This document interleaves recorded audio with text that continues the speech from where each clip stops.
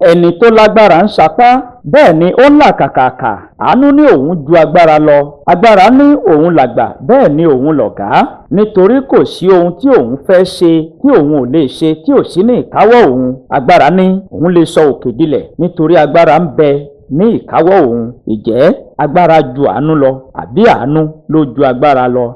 After I graduated, I lost my mom, so I was unable to further my education. From there, I met another mom, Mrs. Funmilayo Grace Ajakaye. She's a caterer. Whenever she's going to work, I followed her. From there, gradually, I gathered some money to start up a business of pop-up, and with the help of those that I'm buying from them, they gave it to me loan. After preparing, after selling, I return back the money to them.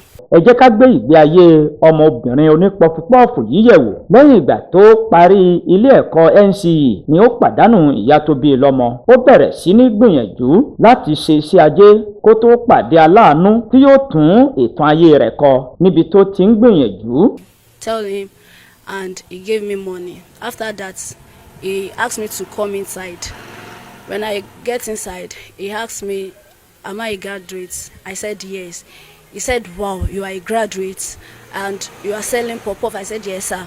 So from there, he handed over me to Honorable Commissioner for Government Affairs and Protocol.